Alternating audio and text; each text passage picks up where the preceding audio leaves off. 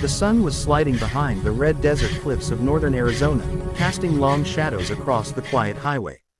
8-year-old Lily Parker stood outside a rundown trailer home, clutching the frayed strap of her backpack. Her legs trembled, but she refused to cry, not tonight. She had learned the hard way that tears only made things worse. Inside the trailer, Carla's voice exploded again. "Lily, get in here before I..." A loud crash followed, something breaking against the floor. Lily flinched. She knew that sound too well. Her stepmother's rage had grown wild ever since Lily's father, Staff Sergeant Mark Parker, was deployed overseas. With him gone, the house became a battlefield and Lily stood alone on the front line. Tonight, though, everything inside her whispered run. Her bare feet slapped the gravel as she sprinted toward the main road. The desert wind stung her cheeks. Her small chest heaved from fear more than exhaustion. She didn't know where she was going, only away from Carla, away from the suffocating silence nobody else seemed to notice. Then she heard it. A deep, thunderous rumble rolled across the highway like approaching storm clouds.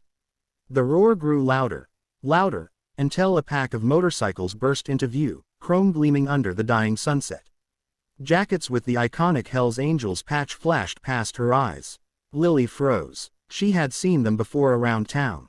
People whispered about them. Loud bikes, loud attitudes, dangerous men. But right now, all she saw was strength. Safety. People who didn't run from trouble. And she needed help. She stepped onto the road, waving her tiny arms desperately. The lead biker braked hard, his tires screeching.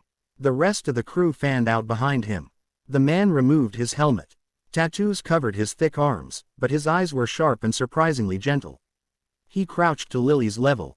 "You okay, sweetheart?" he asked. His voice cracked something inside her. Words tumbled out between sobs, weeks of silent fear pouring out at once. "My stepmother. She hits me. She locks me in the laundry room. My dad's away. Please, please help me." The bikers exchanged looks. Anger, shock, disbelief. The leader, known locally as Red Hawk, placed a steady hand on her shoulder. "No one's gonna hurt you while we're here," he said. "Not anymore." Lily broke down completely, gripping his vest as though he were a lifeline. Red Hawk stood and faced his crew. "Mount up. We're heading to her place." One biker, a giant with a braided beard, muttered, "Boss, you sure?" Red Hawk's jaw tightened. "A kid asked us for help. That's all I need to know." Lily's feet dangled as he lifted her gently, settling her on the bike in front of him. For the first time in months, her breathing slowed. Her trembling eased. Behind them, the engine snarled back to life, this time as a shield, not a threat. As they rode toward the fading sun and the monster waiting at the trailer, Lily held onto Red Hawk's gloved hands. For the first time, she believed someone might actually fight for her. The rumble of the Hells Angels motorcycles echoed across the empty desert road as they approached Lily's trailer. The night had settled in fully now, the sky draped in deep navy blue, stars flickering like distant warnings. Lily sat in front of Red Hawk on the bike, her small hands gripping the handlebars. She wasn't shaking anymore, but she wasn't calm either. She was simply waiting. Red Hawk parked first. The rest of the crew formed a half circle around the trailer, engines cooling, headlights cutting harsh beams across the dirt. The peaceful night had turned into something electric. Carla burst through the doorway, rage twisting her face. "What the hell is this?" she screamed. Lily instinctively shrank back, but Red Hawk stepped in front of her before she could retreat. "We need to talk," he said coolly. Carla scoffed. "I'm not talking to a pack of criminals. Give me the girl, now." One of the bikers snorted. Another folded his arms, stepping closer. The tension in the air tightened like a pulled wire. Red Hawk stayed calm, too calm. "We're not here to fight," he said. "We're here because she asked us for help." Carla's eyes narrowed. "That brat lies. She's always lying. And you idiots believed her." Lily felt the familiar sting of humiliation, but this time, someone stepped between her pain and the source of it. "Watch your mouth," said Crash, the bearded biker, his deep voice carrying a warning. Carla jabbed a finger at Lily. "She's mine. You can't just take her." Red Hawk shook his head slowly. "She's not property. She's a child." Carla lunged forward and grabbed Lily's wrist, hard. Before Lily could cry out, 3 bikers closed in, forming a wall of leather and muscle. Red Hawk gently pried Carla's fingers free as Lily whimpered.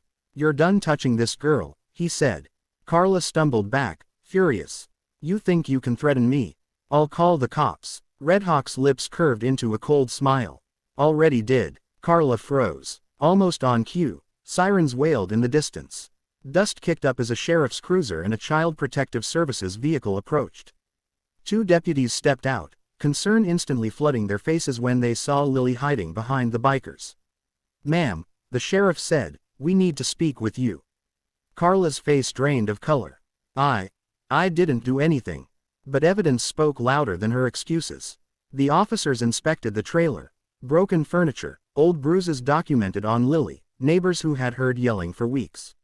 Everything came crashing down on Carla like her own storm. Meanwhile, CPS gently wrapped Lily in a blanket. "You're safe now," the caseworker said softly. Lily looked at Red Hawk. "Will I see my dad when he comes home?" Red Hawk's expression softened in a way his men rarely saw. "Yeah, kiddo, we'll make sure he knows exactly what you went through. And we'll be here until he gets back." The caseworker hesitated. "She can stay in temporary foster care nearby. But, would you bikers be willing to check in on her? She seems to trust you." Crash clapped his hands. "You bet we will." As Lily was escorted to the CPS car, she turned and ran back for one last hug. Red Hawk crouched as she wrapped her arms around his neck. "Thank you for saving me," she whispered. Red Hawk squeezed her gently. "Any time." As the car drove off, the bikers stood silent, the desert wind brushing past them. They weren't angels, but tonight, for one little girl, they had been exactly that.